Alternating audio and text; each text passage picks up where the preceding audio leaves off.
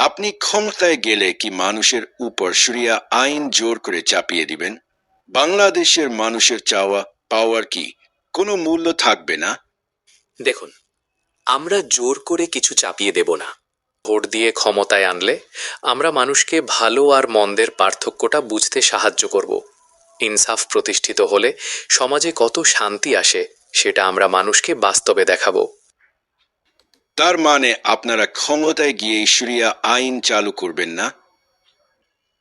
না, ইসলাম মানুষকে আগে বুঝতে শেখায়, তারপর আমল করতে বলে। আইন তো শেষ ধাপ। আন্দোলন সাহেব, আপনি তো শুনলেন, এরা ইসলাম নিয়ে রাজনীতি করলেও শরিয়া আইন চায় না। এরা তো মুনাফিক। আপনি কি এদের সমর্থন দিবেন? অবশ্যই না। আমরা শরিয়া আইন চালু করতেই ক্ষমতায় যাচ্ছি। তার মানে আপনি ক্ষমতায় গেলে নারীদের চাকরি থাকবে না ও মুসলিমদের উপর জিজিয়া কর বসাবেন, বাংলাদেশকে জাইঙ্গিয়া রাষ্ট্র বানাবেন। আপনি তো জাইঙ্গিয়া। হে জনগণ, সিদ্ধান্ত এখন আপনার। মুনাফিকদের ক্ষমতায় আনবেন নাকি জাইঙ্গিয়াদের, যারা ক্ষমতায় এসেই এই দেশের চাকরির বাজার ধ্বংস করে দেবে?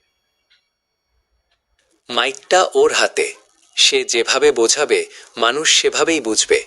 আমাদের দেশের মানুষ খারাপ না, অজ্ঞ। এই অজ্ঞতাকেই কিছু খারাপ মানুষ বারবার ব্যবহার করে। আমাদের আগে মাইকের নিয়ন্ত্রণ নিতে হবে। কাদা ছোড়াছুড়ি বন্ধ করে কৌশলী হতে হবে। অহংকার, হিংসা সবকিছু থেকে দূরে থাকতে হবে। সমাজে যদি ইনসাফ প্রতিষ্ঠা করা যায়, তাহলেই ইসলাম ৮০% প্রতিষ্ঠিত হয়ে যাবে।